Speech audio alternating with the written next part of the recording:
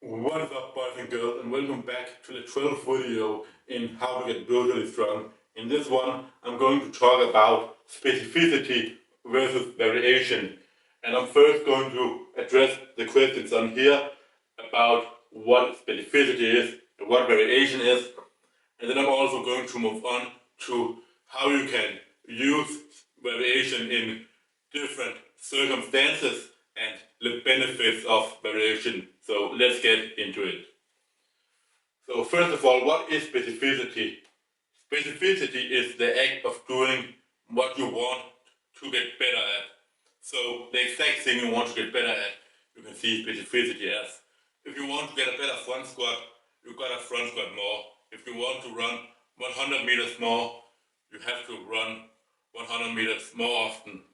If you want to learn to play a piano, you have to play a piano more often, right? So that is basically what the SAID principle states. Specific adaptations to implemented demands. So what you do is what you get better at. But why then have variation? So the biggest reason to have variation is to avoid adaptive resistance. And I mentioned adaptive resistance in an earlier video on here, but let me just re-articulate what exactly adaptive resistance is. So let's say you are doing 5 reps with 160 kilo in a workout, or doing something like running 100 meters or a specific sprinting workout with different intervals. Now it might be really hard the first time around, and the first time you do it, your body is going to think, fucking hell, like this really disrupted my homeostasis. And for me to not feel like this the next time he does that to me, I'm gonna build myself up to a bigger level of homeostasis by increasing muscle mass, by increasing my strength, things like that. And then the next time you do it, you're not going to see as many adaptations, and it's going to be less and less over time, which is basically what adaptive resistance means. You start to see less and less adaptations. And obviously, the way we overcome this is usually by progressive overload, by adding weight, adding sets, adding reps, things like that. But you can only do that for so long, and eventually, while doing that, if you're doing the same exercises constantly and just repeating that over time, then you're also going to run into adaptive resistance. So we need something even bigger than that to avoid running into adaptive resistance. And that is when novelty comes in. Now, novelty means that you're doing something your body are completely new to. And obviously, when you are increasing the weight, going from 5 to 160 kilos to 5 to 165 and so on, that's obviously also a novelty, but it's not an extreme novelty, such as changing an exercise from front squat to back squat, or training the way that you're training. Those are way bigger novelties and will leave your body thinking, all right, I've never done something like this before. I need to totally change up, and it will re-synthesize your ability to adapt something. And when you will return to that thing you ran into adaptive resistance to before, you're likely going to be able to break through the plateau and see more adaptations, because that ability to adapt has been re-synthesized. Now, the third reason to have navigation is that better GPP is going to lead to better sport-specific performance. So general physical preparation is going to lead to better specific physical preparation. So one of the best examples I can give you here is American footballers. You know, that they have like 5 or 6 months off season where they spend a lot of time just getting bigger and getting stronger, getting faster, things like that, that are not extremely specific to their sport. Like, they're not gonna have to lift weight in their sport, right? But why do they do it anyway?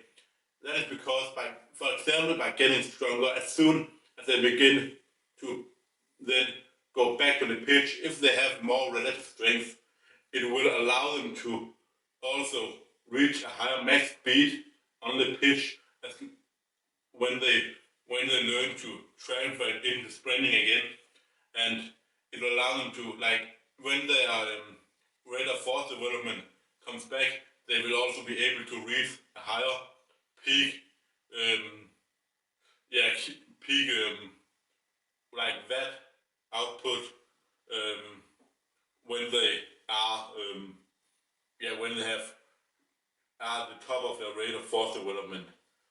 But it has to be transferred over again, right? But these athletes, if they have done it one time, obviously they know how to do it again. So you want to really build a bigger base, and you do that by having variation. When you are done with the season, change the training weight stimulus you're using.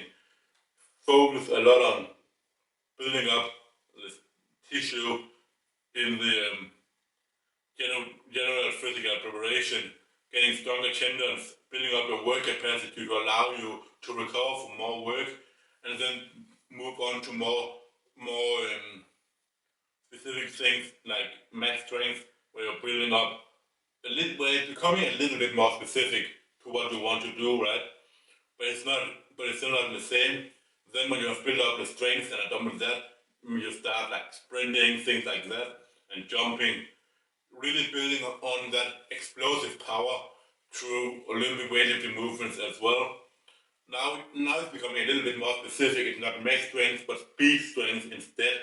It's still not as specific as sprinting, but you're learning to develop power fast.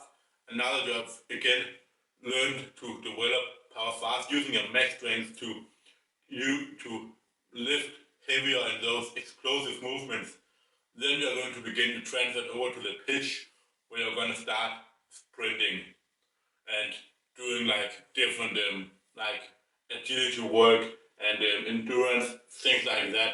And the hope is that the base that you have built within your off season with general physical preparation will lead to better specific physical preparation in the season. So moving on to variation. What is variation? That is the act of using different like changes in training or training variables to promote the continuous like rate of long-term gains over a long time. So now you don't just want to use any kind of variation to promote these long-term gains. It's gonna have to be somewhat specific, and that is what it means to use directed variation. You're still gonna be training similar to what you want to get better at. So if the end goal is to get better at American football, where you need to have more rate of force development, you can't just begin to, let's say, you can't just do like pull-ups and things like that, like variation with that, because pull-ups, like in terms of just like building speed in the legs, obviously won't make a difference, right?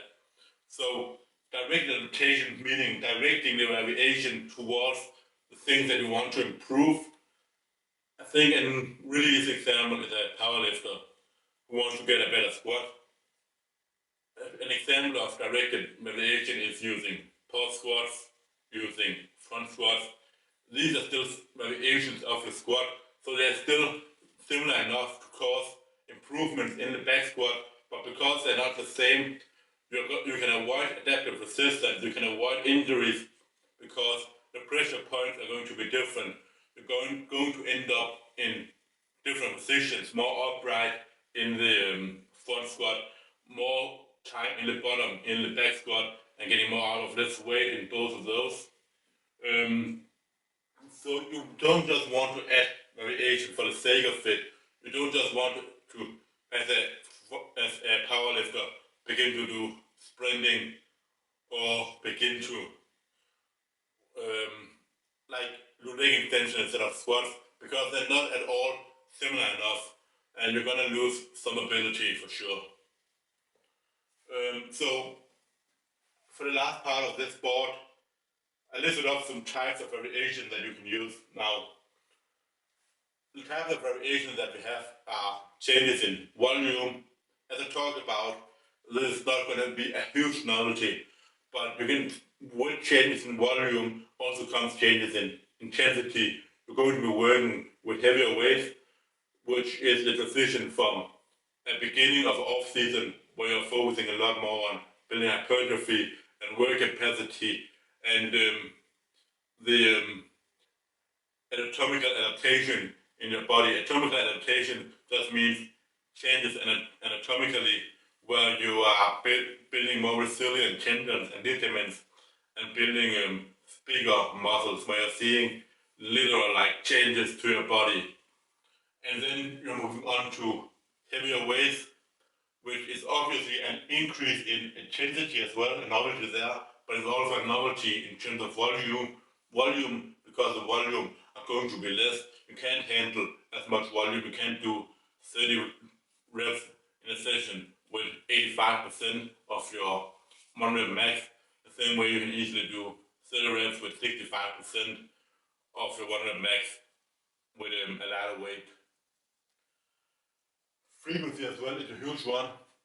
By changing around the frequency, you can cause not just by doing exercise more often, of course, which can lead to it being more ingrained in the body. You will also be using different volumes than usually with any given session. So because you're training more often, you will be working with lower volume for training. Exercise, as I talked about, this is a huge novelty, in my opinion, the best one, by changing from, let's say, doing conventional deadlifts to good mornings or to Jefferson curls or to RDLs. You're creating a huge novelty for your body, but it is still similar enough to the deadlift itself. It's training the same muscles, so you're still going to see an improvement in the thing that it is your end goal to get better at, but you're avoiding the adaptive resistance, and therefore, in the long run, it might promote better long-term gains than constantly doing the same thing over and over again. And then we have technical focuses. And I haven't mentioned this before, but working on different things like pauses, working on slow tempos, things like that, staying upright with the body is also a novelty, and will also change. There's also some kind of variation. Now, I mentioned this already, but the variations have to be specific to your goal. And the two ways we accomplish this is either one, different exercise in the same movement pattern. So I talked about this in the deadlift. Instead of conventional deadlifting, you can use deficit, you can use Jefferson curls, you can use good mornings. They're all hinges where you're using your hamstrings, your glutes, and your erectors mainly. And the second way to accomplish it is by training the same biomotor ability with a different exercise. So let's say we are working on speed, or rate of force development. One way to practice that is through the use of power cleats. Another way to practice that is just through resisted sprints or through plyometrics, so like drop jumps. So those are all ways to accomplish that same stimulus that we're looking for, but they're going to be different, and by being different, again, we are avoiding adaptive resistance, we are working around injuries, we are imposing ourselves to some kind of novelty rather than when we are just replicating the same thing over and over again. If every one of you watching could quickly do me a favor, that would mean the world to me. For me to be able to continue putting out videos like this and improve the quality and time put into future videos, that requires your help. So if you can either leave a like or a comment on a video, subscribe to the channel, or share my work with a friend, that would be hugely appreciated. For now, back to the video. The three biggest benefits of variation that I think of are the ones that I have listed here. So the first one is that novelty can refresh and continue progression long term by mitigating stallness. So as you stall, the novelty will be a reflection for your body, and that way you can continue to progress in the long term.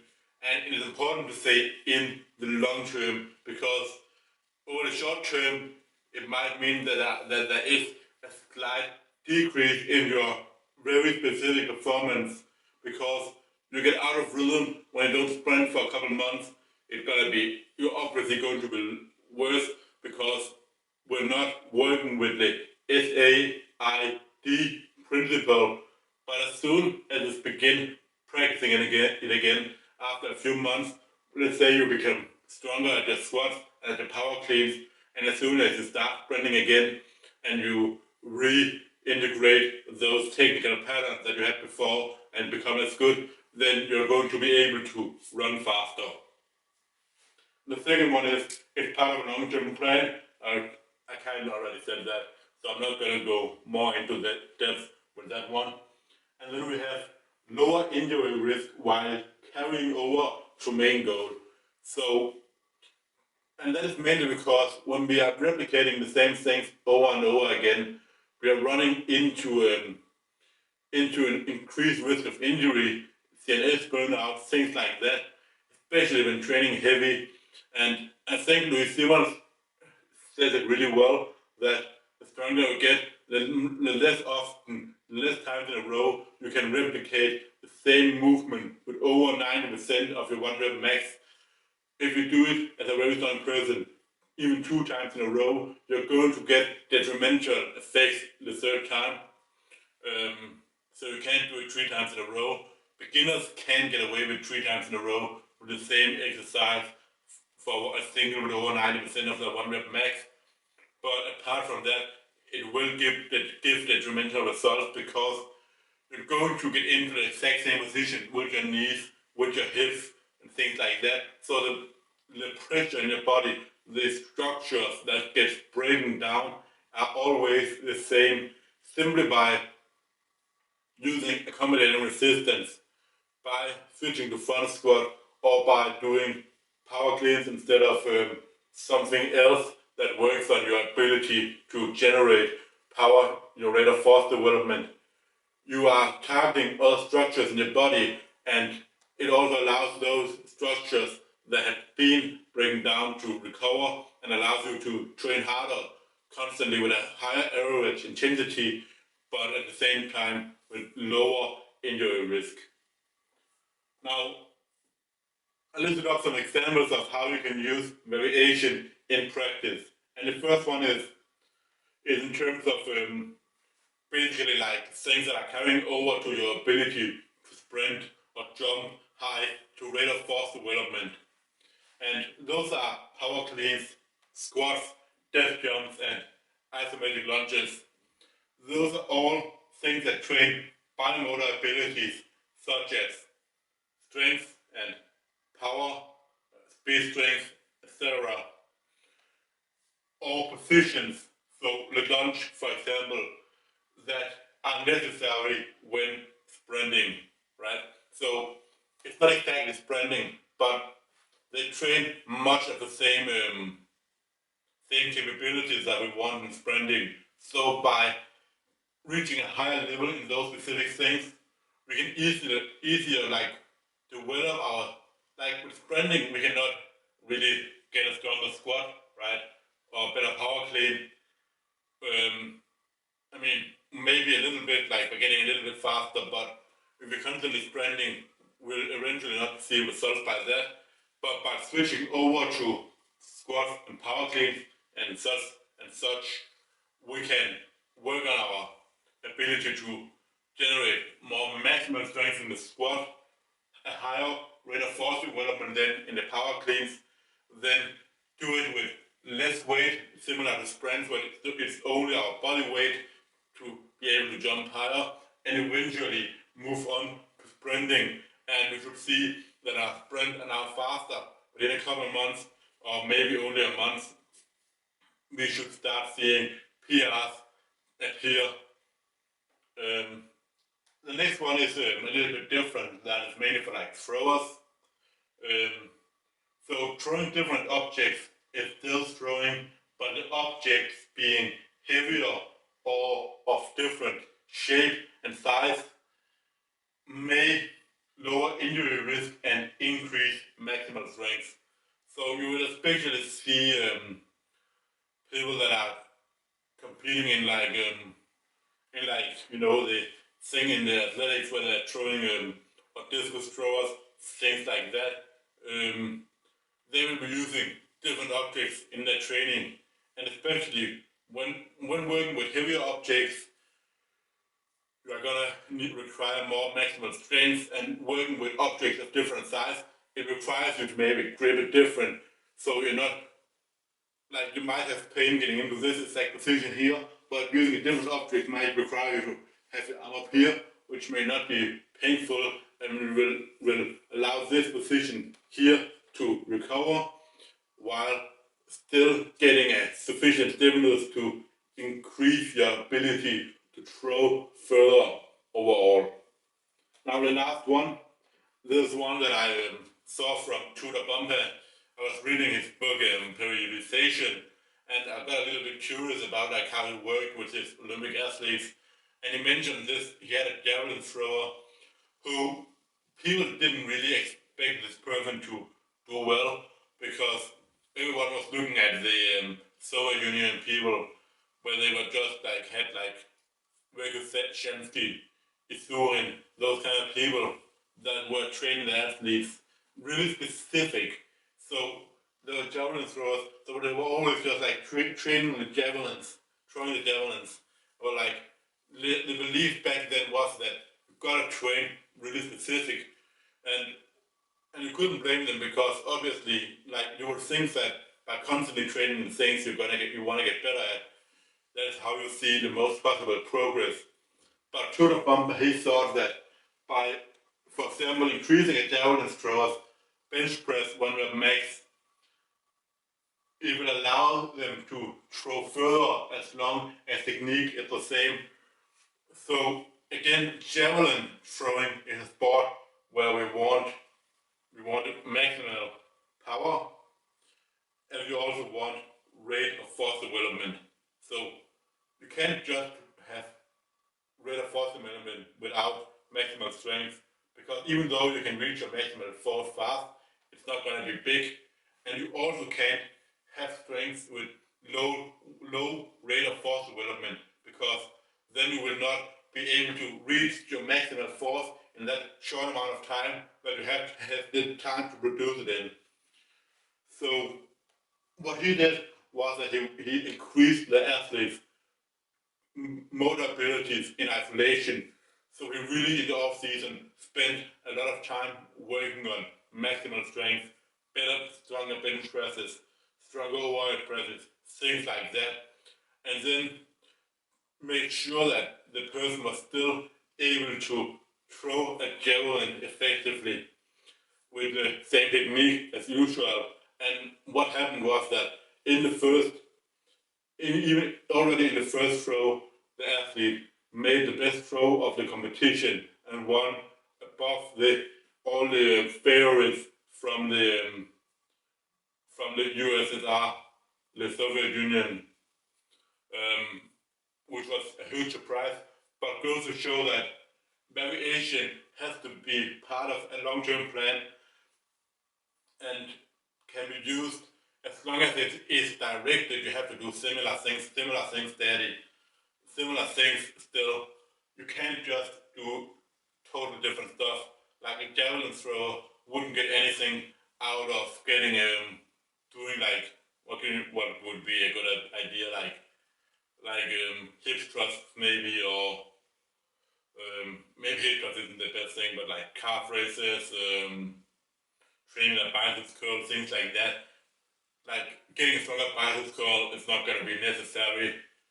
There's much more things that are better directed towards annotations within that specific sport. So I hope this gives you a bit of an idea of how you can use the spectrum of specificity and variation and kind of turn the dials to make sure that you are progressing in the long term.